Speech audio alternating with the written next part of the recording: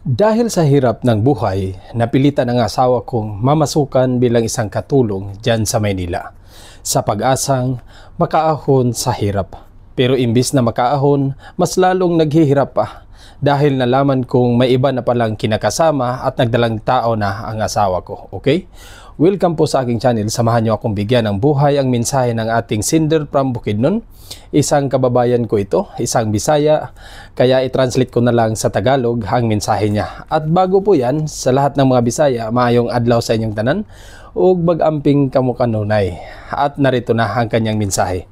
Hi Sir Ting, ako po si Joseph na taga Bukidnon, 29 taong gulang at may dalawang anak. Hingi sana ako ng payo sa kalagayan ko ngayon sir. Nakaraang taon kasi, 2023, dahil sa hirap ng buhay, nakiusap ang asawa ko na magtrabaho na lang sa dyan sa Manila bilang isang katulong. At ngayon, halos 2 taon na hindi na nakauwi dito sa amin. Sa mga nakaraan, nakapagpadala pa siya ng 4,000 kada buwan, pero itong nakalipas, hindi na siya nakapagpadala. At nagulat ako nitong nakarang araw. Biglang nagchat sa akin at humingi ng tawad dahil nagkasala siya at nagkaroon na siya ng kinakasama, isang gwardya, at nagbunga na ang pagsasama nila. Kaya pala ayaw nang sagutin ang pakikipag-video call ko at palaging sinasabi na sira na ang cellphone niya. Kaya sobra akong nalungkot sa kalagayan ko ngayon sir. Gusto ko sana siyang puntahan dyan sa Maynila at kunin siya, pero hindi ko alam ang address niya. Ayaw din namang ibigay sa akin. Gusto ko sanang makasuhan yung lalaki sir. Pwede ko kayang gawin ito? Maraming salamat Sir Ting. Magandang araw din po sa inyo Sir Joseph ng Bukidnon. Alam kong mahirap para sa ating mga kalalakihan na magkaroon ng ganitong klaseng problema. May ginagawa na akong video patungkol sa mag-asawa noon, mga mag-asawang gustong makipagsapalaran dito sa Maynila, mababae man o lalaki. Sinabi ko sa video na yon na kung may ibang paraan pa na yung partner nyo para hindi lang makapunta dito sa Maynila at magtrabaho, huwag nyo nang payagan. Dahil sisigurado ko sa inyo, mataas talaga ang chance na masisira ang relasyon nyo kung isa sa inyo ang makarating dito sa Maynila at magtrabaho. Pero hindi ko ito nilalahat. Sinasabi ko lang na mataas ang chance na kung hindi masira, maghihiwalay talaga kayo. Maliban kasi sa maraming tukso dito sa Maynila, ang long distance relations kasi ay iilan lang talaga ang magtatagumpay dyan. Kung hindi babae ang gagawa ng hindi maganda, yung lalaki naman. Okay, umpisahan natin sir dito sa sinabi mong pwede ka bang makapag-file ng demanda doon sa lalaki. Linawin ko lang sir, alam kong hindi lahat alam ito. May 2 kaso para sa mga babae at lalaki na nagumagawa ng pagkakamali sa bawat partner nila. Pero dapat ang mga kasong ito may kaakibat na mabigat na ebidensya.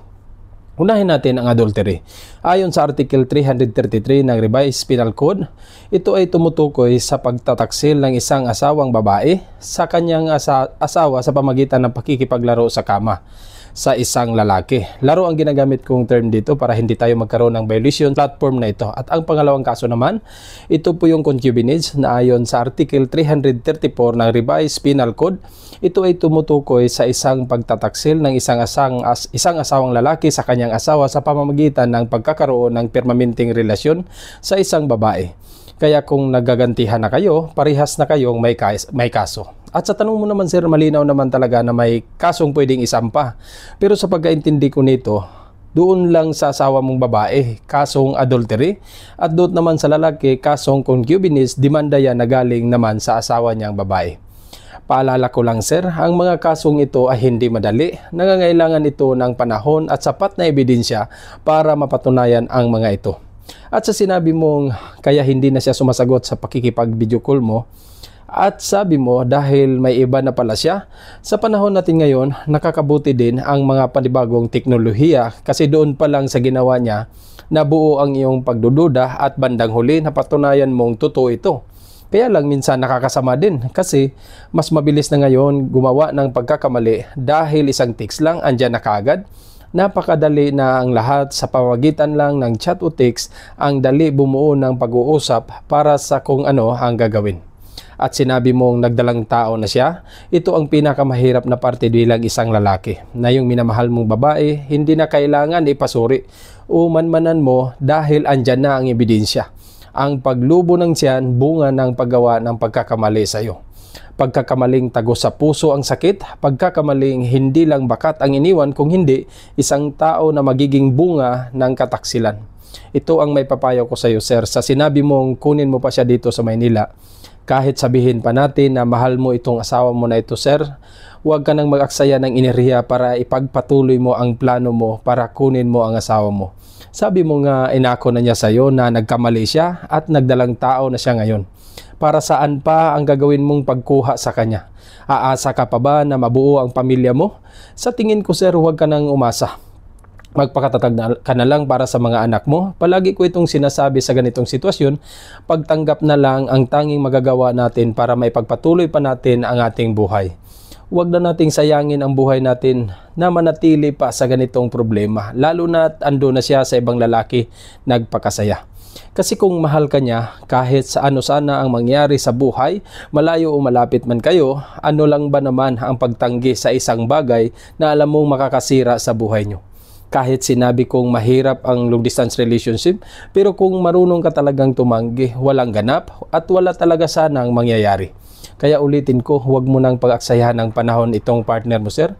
Masakit man ito, oo, pero huwag mo nang masyadong saktan pa ang sarili mo. Ang mahalaga, nasa iyo ang mga bata, okay?